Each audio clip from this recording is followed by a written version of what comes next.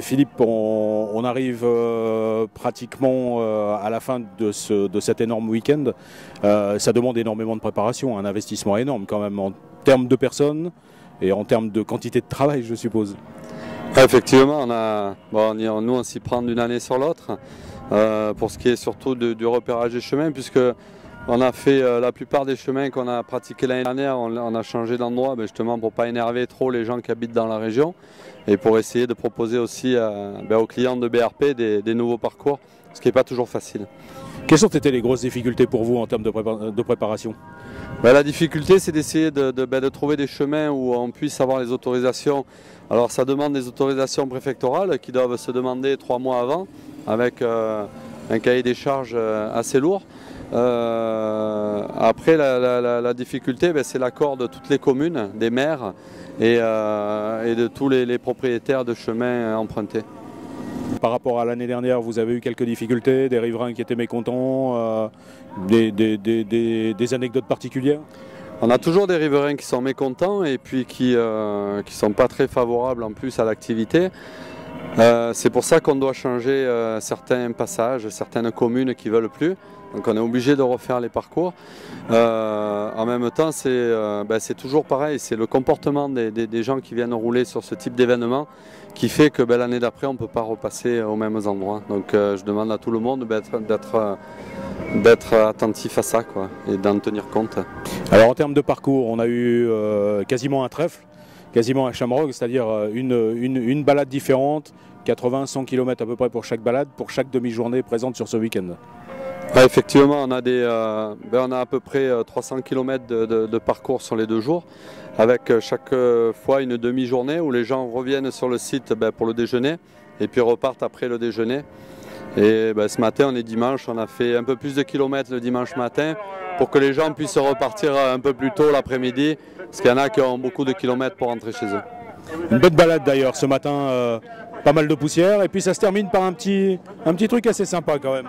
Alors oui, sur le parcours cette année, on a décidé on a loué un terrain privé où justement on a pu faire de trial, des zones de trial, où les gens, et moi je ne suis pas allé ce matin, mais il paraît qu'il y avait beaucoup de monde qui ont participé à ce parcours.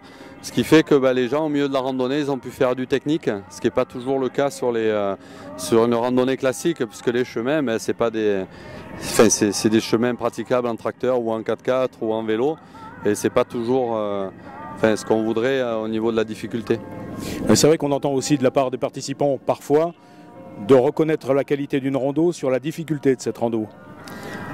Alors oui, c'est vrai que la plupart des gens qui roulent en Can-Am sont quand même des gens qui roulent avec des passagers ou des passagères paisibles. Et ce qui fait que de le faire trop difficile, je crois que c'est pas leur faire plaisir. Donc cette année, on a fait justement pour les gens qui voulaient du technique, on a fait cette zone au milieu du parcours ce matin qui était des zones de trial. Pas tout le monde était obligé d'y aller. Et après, derrière le circuit à Marcilla de GTR Performance, on a fait des zones dans la forêt qui sont, elles, en revanche, très très techniques. Oui, d'ailleurs, à ce niveau, tu avais une petite anecdote tout à l'heure. Ouais, ce matin, j'ai 2 personnes qui sont venues me voir à la buvette en me demandant d'essayer de faire un peu plus technique sur les parcours. Et je leur ai dit, justement, on a fait des zones pour vous cette année derrière la carrière au circuit de Marcilla. Et là, ils m'ont dit, oui, mais là, c'est très difficile. Alors bon, qu'est-ce qu'on doit faire? L'année prochaine, je suppose que l'opération va se renouveler. Qu'est-ce que vous envisagez? Est-ce que, à chaud comme ça, est-ce que vous avez des choses que vous allez radicalement changer? Radicalement changer, non. Chaque année, on essaie d'apporter une petite nouveauté. On ne va pas les dévoiler aujourd'hui, mais cette année, on a rajouté du trialisant, du technique. L'année prochaine, on va sûrement rajouter quelque chose. Peut-être une petite spéciale au milieu des prés. Enfin voilà, on va essayer d'améliorer un petit peu. Maintenant, j'espère que BRP va reconduire l'opération. A priori, oui. Maintenant, on verra. Est-ce que tu as quelques chiffres quand même à nous donner sur cette organisation, à la fois en tant que participant, machine, bénévole, etc. Alors les participants, avec les passagers, on est arrivé à plus de 400, je crois qu'on est à 420 ou 430 participants entre les quads et les passagers, ça fait moins de 400 quads. Maintenant, après les gens qui travaillent, on a 35 marshals qui tournent sur le parcours pour justement faire la police. On a des gens qui remettent les clôtures en état, des gens qui remettent les chemins en état avec des racloirs pour remettre tout à plat. On a aussi des gens qui nettoient les routes au passage aux sorties de chemin. Le débalisage jusqu'à la nuit, tous les jours. Et surtout le matin, des gens qui rebalisent parce qu'il y a des petits malins qui nous enlèvent des morceaux de parcours. Donc l'organisation, c'est à peu près 70-80 personnes. Très bon fléchage au passage. La difficulté, c'est justement que les gens regardent les flèches. C'est un fléchage, c'est justement c'est Charles Tribala de GTR Performance qui s'occupe avec son équipe du fléchage et du balisage et du parcours. Je dirais que non, l'année dernière ça s'est bien passé, il n'y a pas de gens. Après, si quelqu'un va à gauche quand il faut aller à droite, qu'est-ce qu'on peut faire avec ça? Oui, dans la poussière, on peut avoir loupé la flèche. Ouais, par exemple. Ouais. Non, là cette année, j'ai pas entendu de gens. Justement, nous on a des marshals en permanence qui ont des flèches dans leur sac et dès qu'on voit que, surtout aux abords des villages, il y a des gens qui ont pu débaliser des parties, on remet les flèches tout de suite, ou le marshal reste là au carrefour pour indiquer le passage, ce qui fait qu'en fait on n'a pas de... Enfin moi là sur les 2 jours on arrive à la fin, j'ai rien entendu avec ça. Le bilan de ce week-end?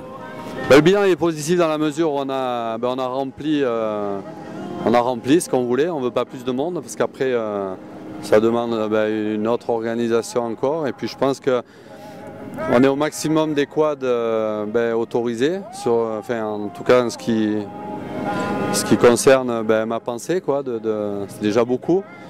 Donc le bilan est bon et positif. Voilà, il ne faut pas plus de monde. Au niveau des comportements, rien de particulier?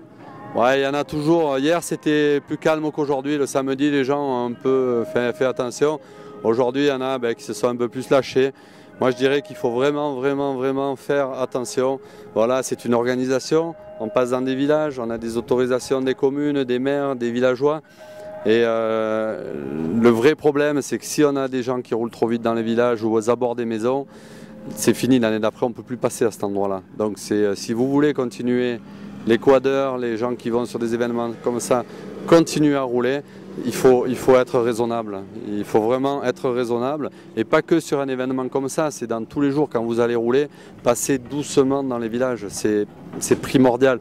Arrêtez-vous quand il y a des marcheurs, arrêtez-vous quand il y a des cavaliers, enlevez le casque, dites bonjour, même si les gens ne sont pas très agréables tout le temps, c'est pas grave. Un bon accueil quand même de la population.